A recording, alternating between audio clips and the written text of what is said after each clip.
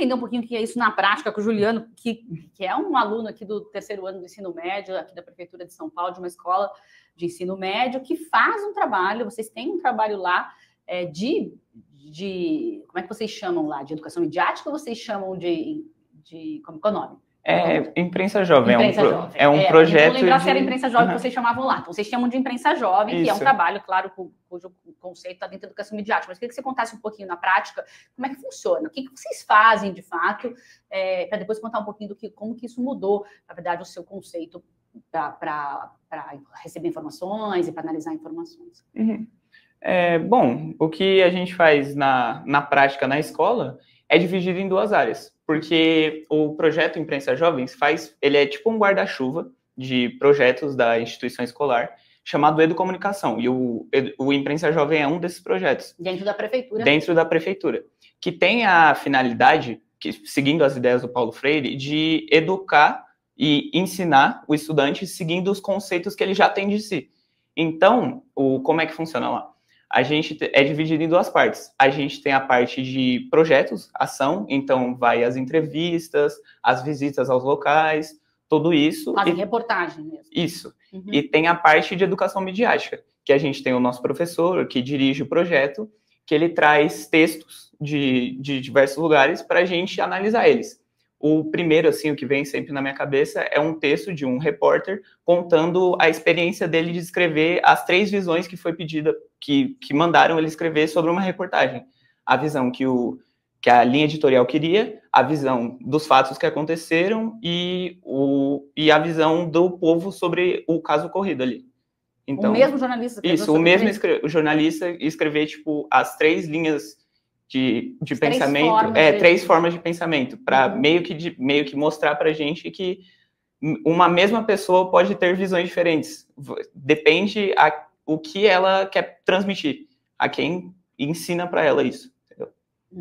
E vocês fazem também muito trabalho de campo, de exercer esse trabalho como repórter. Você acha que isso te ajuda a entender um pouco como funciona a imprensa e o valor do jornalismo? Sim, ajuda, principalmente por e conhecer esses espaços mesmo, porque sendo uma escola de periferia, normalmente a gente não acessaria, o esperado é a gente não ir, e esses projetos, eles levam a gente para espaços que a gente não iria. Por exemplo, a gente participou do projeto do Parlamento Jovem, que ensinou para a gente como é que funcionava o parlamentarismo, de maneira geral. A gente teve que formular uma lei e o Imprensa Jovem foi lá para cobrir o evento. Então, ao cobrir, vocês estão aprendendo muito sobre esse assunto, né? Isso. E cobrindo, eu percebo que uma evolução pessoal minha, por parte de perceber que muita coisa eu não sabia. Tipo, eu sou uma pessoa que consumo um jornal com frequência, mas eu não sabia que eu deveria consumir vários jornais para entender mais de um ponto de vista sobre o mesmo assunto. Você acha que esse trabalho que você tem feito na escola te ajudou nisso? E quando você está lá no seu celular vendo informação, te ajuda a saber filtrar ou entender melhor de onde está vendo? Eu acho que não só me ajudou, mas como ajudou todo mundo que participa do Imprensa Jovem.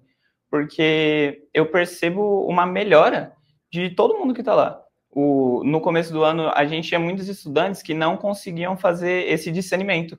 Acabavam na hora de produzir, porque antes a gente faz todo o entendimento da matéria para passar para o vídeo. Na hora de produzir o vídeo, acabavam colocando muita coisa de opinião, chegando até a escrever de fato como se fosse uma opinião. Eu acho que o evento foi legal, sendo que não é assim que vai funcionar, sabe? O papel do jornal é transmitir o que aconteceu tudo isso. A opinião da pessoa. Não não necessariamente opinião.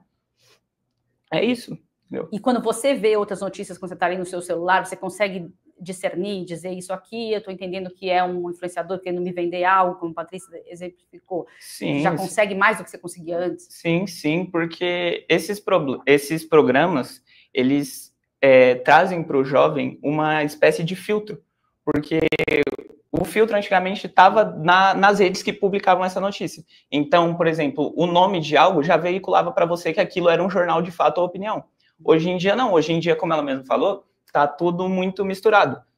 Tudo é informação de muitos para muitos. Então, eu acho que esses programas que fazem parte da escola, o Imprensa, o Grêmio, eles trazem esse filtro para o estudante e não para a internet, entendeu?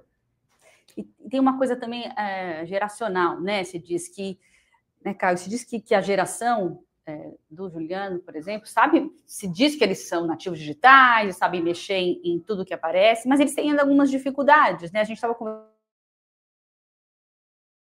mandar um e-mail, né? Você também dizendo, e se espera que eles já estejam preparados para essas mídias, novas mídias, só porque eles nasceram em um mundo em que elas já existiam. Não é necessariamente assim, né? Não é necessariamente assim. A tecnologia, ela é de grande interesse dessa geração. Porém, a gente tem que ver que o interesse deles é focado em alguns elementos que a tecnologia traz. E a hora que a gente vai ver para o todo da tecnologia... A produção se estende a intervalos, recreios, momentos de aulas extracurriculares. Então, à tarde, você está no contraturno na escola, também não pode usar. Como é que você vê isso como estudante? Qual a sua opinião? Olha, eu vejo como um processo que as pessoas estão esquecendo de saber lidar. Porque, assim como ele mesmo disse, a gente está formando um estudante para a sociedade. O estudante entra e, quando ele sai daqui, ele vai ter que lidar com isso. Isso não tem como escapar. Tal qual, sei lá, o cinema chegou para a educação no século passado, não tem como você impedir essa mudança. As pessoas vão consumir isso.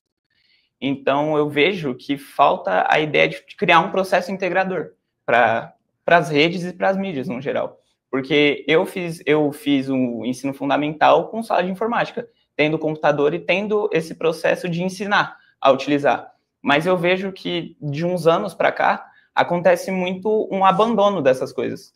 Eles não estão olhando, de fato, para ensinar de verdade. Vira uma relação já acham que vocês já sabem, né? Não só achar que eu já sei, mas vira uma relação de, como a gente mesmo está falando muito aqui, a demonização.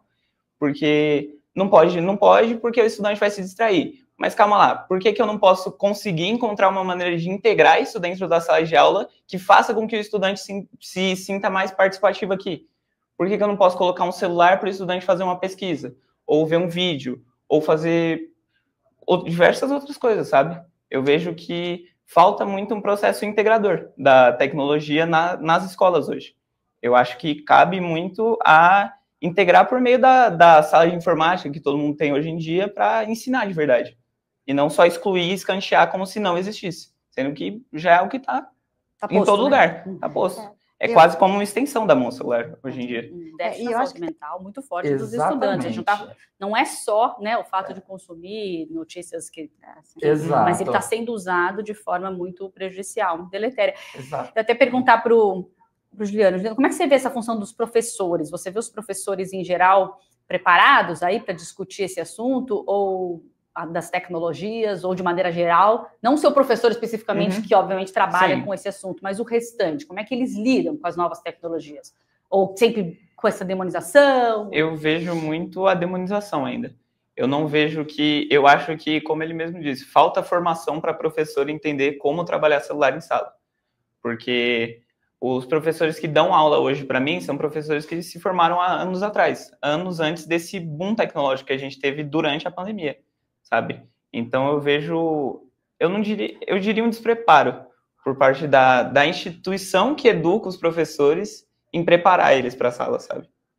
E aí eles acabam falando, só tira, desliga só tira, desliga, guarda e é fácil, isso. Né? O caminho mais fácil, mas que, por um lado, não acaba funcionando, porque da porta para fora o professor não está com o estudante. O estudante ele vai ter o acesso ao celular fora dali. O pai não está 24 horas com o aluno, o pai não está 24 horas com o filho, para saber o que ele está vendo, como ele está vendo, para tirar ou para ensinar como trabalhar isso para ele. E que tipo de concordando aí com relação à importância da produção? Quer complementar? Eu quero um pouquinho, porque eu acho que uma própria proposta para isso mesmo é a criação desses projetos como Imprensa Jovem, porque na nossa escola nós temos estudantes que são estudantes surdos, que têm que ter toda uma acessibilidade específica, e por meio do Imprensa Jovem, nós trouxemos a viabilização desses estudantes para eles serem enxergados, porque a gente tem cerca de 6 a 8 estudantes na nossa escola que são surdos, e eles têm intérprete, tudo, a gente tem aulas de Libras e tudo, e esse vídeo do Imprensa foi o vídeo que mais teve view, porque a gente conseguiu mostrar para o pessoal que essas pessoas existem, que elas podem ser enxergadas, que elas têm dilemas, que elas têm problemas, mas que elas também são pessoas, sabe?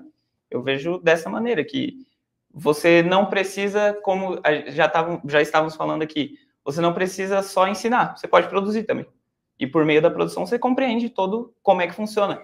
E você sentiu o impacto dessa sua produção, como isso mudou o seu entorno, a sua comunidade, de valorizar mais a escola. Você chegou a falar para mim que você acha que a sua escola foi mais valorizada quando começou o projeto na escola, né? As pessoas achavam que a escola era muito ruim no entorno, e agora tem gente querendo ir para a escola, né? Você falou, pedindo para estudar nessa escola, né? Sim, e ainda nesse vídeo sobre os surdos, eu vi que aconteceu uma aceitação do ambiente escolar mais com eles. Porque muito rolava de, eu não vou falar porque eu não vou conseguir me comunicar.